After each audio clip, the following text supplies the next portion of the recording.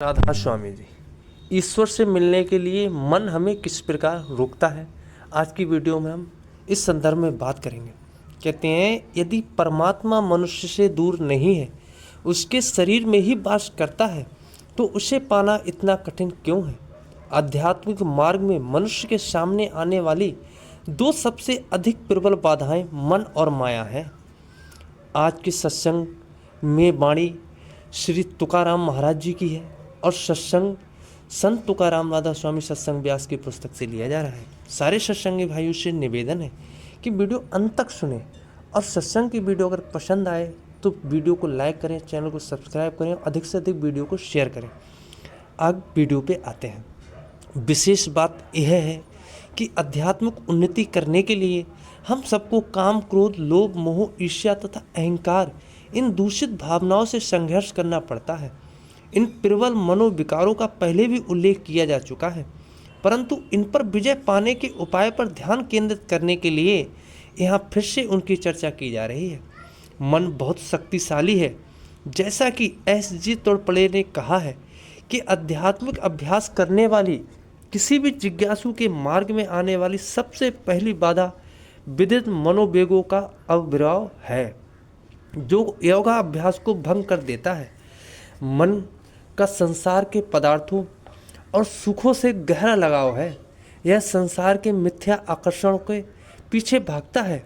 यह स्वभाव से चंचल और सांसारिक सुख की खोज में रहता है। तुकाराम के शब्दों में सांसारिक सुख मृग तृष्णा के समान है। यह कभी सच्चा नहीं होता। मन सांसारिक सुख की अस्थिरता को कभी स्वीकार नहीं करता और इसलिए संसार की खुशियों के पीछे भागता रहता है। इसे हर समय किसी न किसी चीज़ की इच्छा रहती है, सो इस स्थायी शांति कभी नहीं मिलती। मन के बस में होकर किए गए कर्म जिज्ञासु की संसार के प्रति आसक्त को और प्रबल बनाते हैं। कर्म फल के नियम के अधीन हम अपने अच्छे और बुरे कर्मों के अनुसार संसार में भिन्न भिन्न योनियों में बार बार जन्म लेते हैं। तुकाराम का कथन है कि मन के विचारों से भी कर्म बनते हैं। तो फिर समस्या का समाधान कैसे हो? मन को ठीक दिशा में कैसे मोड़ा जाए? मन बहुत बुरा स्वामी परंतु बहुत अच्छा मित्र भी है। समस्या का समाधान यह है कि इससे मित्रता की जाए और सांसारिक सुखों से अधिक अच्छी, अधिक ऊंचे दर्जे की और अधिक रुचिकर कोई चीज़ देकर इसे अपना सेवक बना लिया जाए। दूसरे शब्दों में यह कहा जा सकता है कि इसे कोई इतनी आकर्षक चीज़ दे दी जाए कि इसकी और किसी भी चीज़ में रुचि ना रहे। अन्य संतों की तरह तुकाराम का भी यही कहना है कि मन को जब नाम या शब्द या ईश्वरीय अमृत मिल जाएगा तो वह सदा के लिए तृप्त हो जाएगा। मन की स्वच्छता और उसके दोषों तथा लालसाओं का शब्द ही एकमात्र अचूक उपचार है। और हर समय शब्द को सुनने के लिए बेचैन जिज्ञासु की सांसारिक पदार्थों से विरक्ति को उल्लेख करते हुए तुकाराम जी कहते हैं कि जो अपने अंदर गूंजने वाली अनाहत नाद को सुनने में तल्लीन हो जाता है, वह बाहरी रंग तमाशों की परवाह नहीं करता। अपना ध्यान बाहर लाने के लिए उसे प्रयास करना पड़ता है। सतगुरु की बताई विधि के अनुसार डटकर नाम का अभ्यास करने से जिज्ञासु मन का सहयोग प्राप्त कर सकता है और कर्मों के बंधन से छूटकर प्रभु को पा सकता है। मन से संबंधित हमारी मूलभूत समस्या यह है कि मन भ्रमवश असत्य को सत्य समझ लेता है। इस कारण यह हमारे सामने कई बाधाएं खड़ी कर देता है, जिन्हें हमें पार करना पड़ता है। इन बाधाओं को दूषित भावनाओं के नाम से पहले ही उल्लेख किया जा चुका है और ये बाधाएं काम, क्रोध, लोभ, मोह, ईर्ष्या और अहंकार हैं। प्रभु तक पहुंचने के लिए जिज्ञासु को इनके साथ निरंतर संघर्ष करना पड़ता है। मन के विषय भोगों के विचारों से दूर करने के लिए तुकाराम जिज्ञासु को परामर्श देते हैं कि एकांत में नारी से बातचीत मत करो। एक अभंग में प्रभु से प्रार्थना करते हैं कि मुझे अन्य स्त्रियों की संगति मत दो, उनके कारण मैं तुम्हें भूल जाता हूँ और मुझसे भक्ति नहीं होती। इस मन को बस में नहीं किया जा सकता। सौंदर्य दुख का कारण होता है। तुकाराम तथा अन्य सभी संतों का कहना है कि चिंता तथा दुख दूर करने का उपाय अपनी आवश्यकताओं को कम करना है। तुकाराम के वचन है कि मनुष्य को खाने के लिए प्रतिदिन 1 सेर अन्न और सोने के लिए 3.5 हाथ जगह की आवश्यकता होती है। बाकी सब कुछ तो अनावश्यक होता है। फिर और चीज़ें पाने के लिए परिश्रम करते हुए प्रभु को क्यों भुलाया जाए?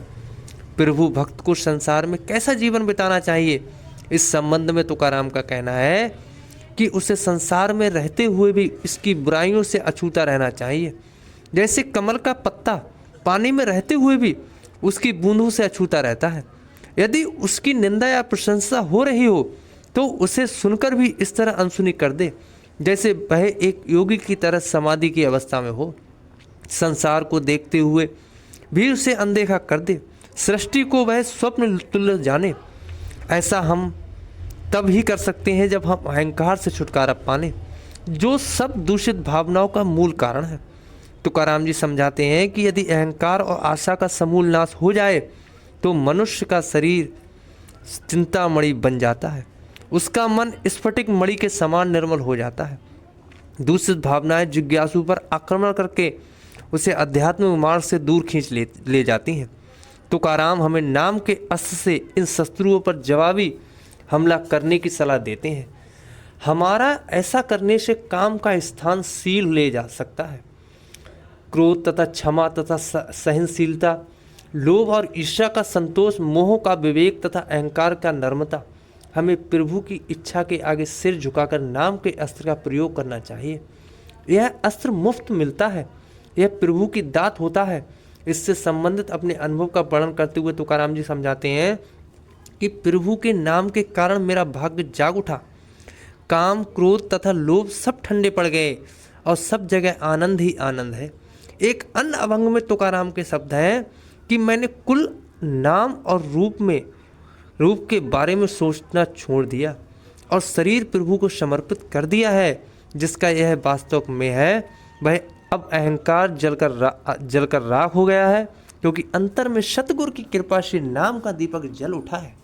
आज के सत्संग की वीडियो यहाँ पर ही समाप्त हुई। सारे सत्संगी भाइयों से पुनः निवेदन है कि वीडियो अगर अच्छी लगी हो तो चैनल को सब्सक्राइब करें, वीडियो को लाइक करें और अधिक से अधिक वीडियो शेयर करें और कमेंट करके हमें बताएं कि वीडियो कैसी लगी। राधा स्वामी जी।